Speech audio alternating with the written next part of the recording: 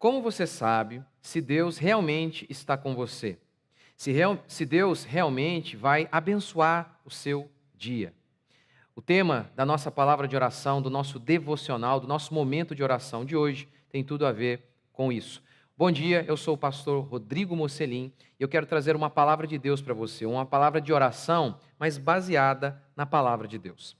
Neste horário, há muitas pessoas que saem em busca aqui no YouTube, em busca de uma palavra de alívio, de uma palavra de consolo. Mas muitas dessas pessoas não estão necessariamente preocupadas em ouvir a verdade. Por exemplo, em Isaías capítulo 30, versículo 10, veja, ouça o que o povo disse para os profetas da época.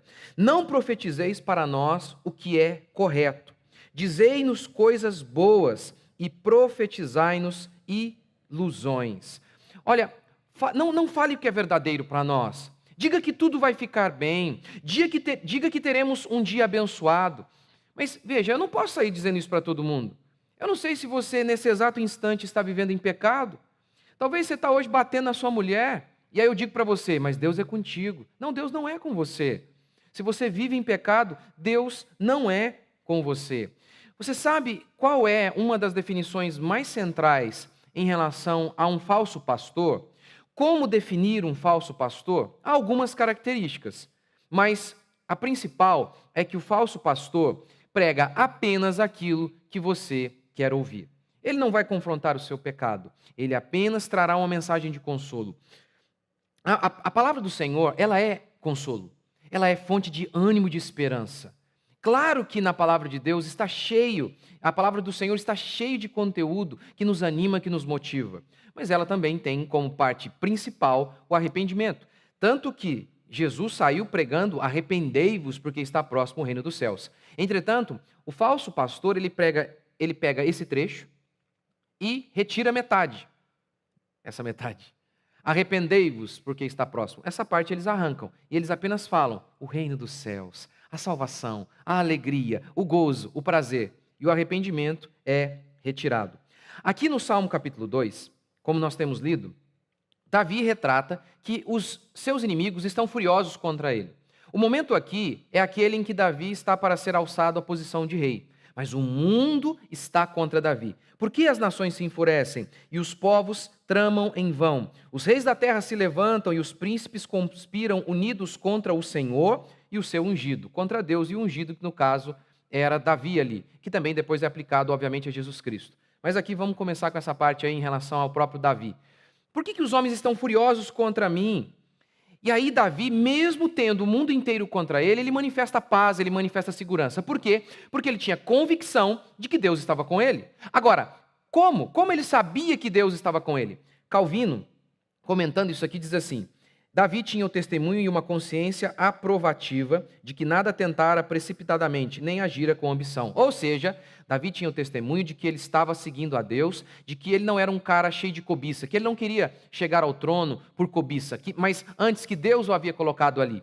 E eu acho que isso aqui está muito claro aqui também no verso 11. Cultuai o Senhor com temor e regozijai-vos com tremor. E é exatamente assim que Davi tinha vivido, que Davi vivia, com temor de Deus. Por exemplo, Davi, ele recebeu uma profecia que ele seria rei em Israel. O profeta Samuel foi até ele, enviado por Deus, e disse que Davi seria rei em Israel. Mas isso demorou muito tempo até que isso de fato se concretizasse. Davi teve várias oportunidades para matar Saul e tomar o trono. Ele não fez. Aquela famosa história, lembra? Saul estava dormindo, Davi foi lá e cortou um pedacinho das vestes de Saul, para depois provar: olha, está vendo, você estava dormindo, eu poderia ter matado você, mas eu não fiz. E, gente, Saul era um endemoniado, Saul era alguém injusto, maligno, retirou tudo de Davi. Davi, por conta de Saul, teve que fugir, deixou para trás sua família, seu país, o templo, sua esposa, e teve que fugir porque Saul era alguém invejoso e que se preocupava apenas consigo. Saul, diz a Bíblia, ele foi tomado por demônios. Esse cara, Davi teve chance de matar esse cara para assumir o trono que o próprio Deus havia prometido a Davi. Mas Davi não fez, porque Davi não buscava isso. Davi queria ter uma vida reta, que é o oposto do que muitas pessoas fazem, inclusive muitas pessoas que estão me ouvindo hoje. Elas estão preocupadas apenas com o trono, com as glórias deste mundo, não estão preocupadas em servir a Deus, não estão preocupadas realmente em adorar a Deus. Pelo contrário, querem usar Deus para realizar os seus sonhos, querem usar Deus para conquistar os seus objetivos. Esse tipo de pessoa não tem Deus, Deus não está com essas pessoas. Lembra daquela passagem bíblica no Antigo Testamento em que o povo de Israel estava perdendo a batalha? Então, diz o texto bíblico que o povo foi lá e pegou a Arca da Aliança e trouxe a Arca da Aliança e perdeu a batalha novamente. O que significa isso? A Arca da Aliança era a representação de Deus. Aquele povo queria apenas usar Deus para vencer as suas batalhas. É isso que muitas vezes você faz. E se você faz isso, não interessa se o pastorzinho do YouTube, o pastor da sua igreja, ou o homem mais ungido do mundo, diga para você, Deus é contigo. Se você quer apenas usar Deus para realizar os seus sonhos, Deus não é com você. Deus não é. Quantas vezes nós encontramos pessoas cheias de cobiça, avarentas, mentirosas, desrespeitam seus pais, estão atoladas na lama do pecado, mas elas creem que Deus está com elas. Por quê? Porque talvez um pastor do YouTube ou algum pastor diz para ela que Deus é com ela. Essas pessoas nunca avaliam que são pecadoras, nunca olham para si e pensam, puxa, será que há pecado em mim? Nunca, nunca, nunca veem assim. Jamais. E é por isso, justamente, que elas estão longe de Deus. Deus diz em Isaías, a minha mão não está encolhida, mas os vossos pecados fazem separação entre vós e mim. Deus quer abençoar, Deus quer cuidar de nós, mas muitas vezes nós queremos apenas usar Deus para realizar os nossos sonhos. Você pode realmente dizer, como Jesus diz, faz em mim a tua vontade? Ou você ora pensando que pode mudar a Deus? Não, isso não é possível. Isso não é possível. Se você está em pecado, querendo enganar Deus, pare em nome de Jesus, arrependa-se. E aí então o Senhor será com você. Entregue-se por completo. Aí então Deus ouvirá a sua oração. Aí então Deus será favorável a você. Cultue a Deus com temor. O temor de Deus é manifesto quando seguimos os mandamentos. Avalie agora a sua vida. Que tipo de roupa você veste? Como você trata os seus pais? No seu trabalho, como você lida com as pessoas? Como você tem vivido? Você tem vivido com base no conhecimento de Deus que você tem? Ou você tem procurado apenas pastores que falam o que você quer ouvir? Se você realmente tiver um coração em Deus, se você realmente tiver o desejo de seguir a palavra de Deus, como eu preguei, como eu falei para vocês aqui no Salmo 1, você será como árvore plantada junto à corrente de águas. Como? Se você tiver prazer na lei do Senhor.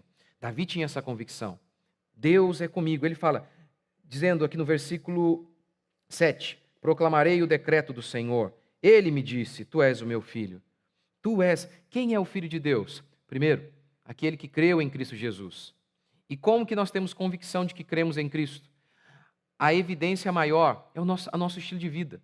Como nós temos vivido, evidencia-se de fato, somos filhos de Deus. Imagine alguém que diz assim, poxa, aquele cara é filho de Deus, mas é filho do Rodrigo. Todo mundo fala isso do meu filho. Vocês já viram a foto do meu filho? Todo mundo fala, meu Deus, é a cara do pai. Então você olha ali um filho e fala, nossa, ele não tem nada a ver com o pai. A gente fica na dúvida.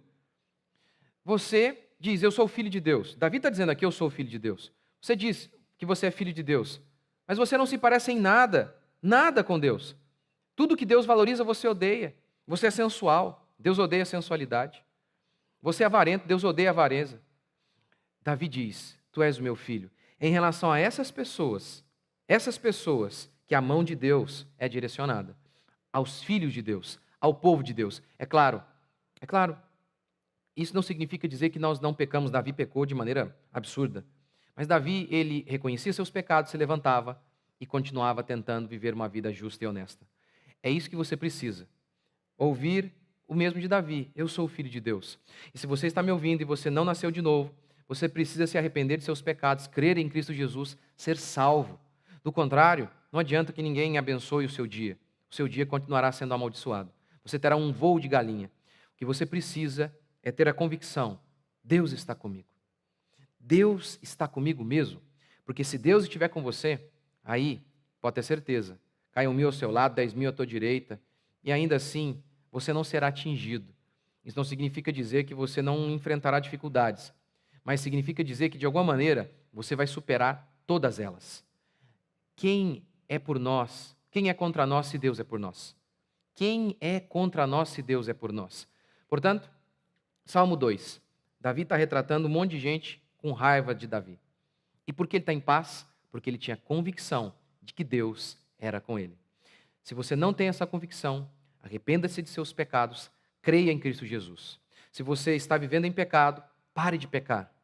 Tendo feito isso, se você fizer isso, Deus prometeu que Ele é misericordioso para ouvir a nossa oração e vir ao nosso encontro. Fazendo isso, Deus estará com você. E aí não importa o que você enfrente, pode ser como Davi estava enfrentando aqui, um mundo de inimigos. Você, de alguma maneira, vai sair triunfante no final.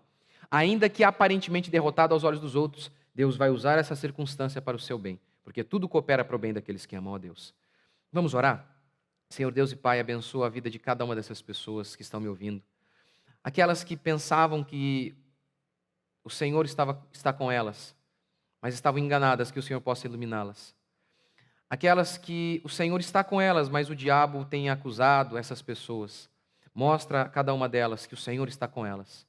Fortalece cada um de nós, porque o que precisamos mesmo é ter essa convicção de que o Senhor é conosco.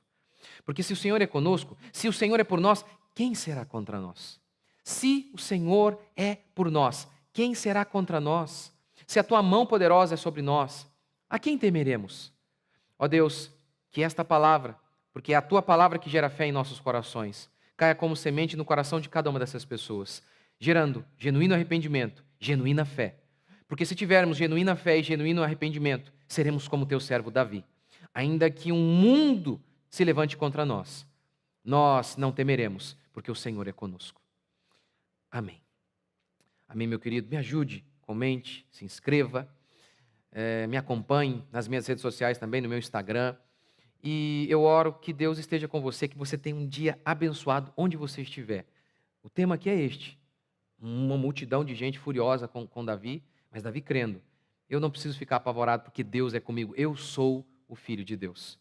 Se você tem essa convicção de que Deus é com você, pode ter certeza, você não vai precisar andar apavorado. Espero você aqui amanhã, no mesmo horário, 5 horas da manhã. Deus abençoe.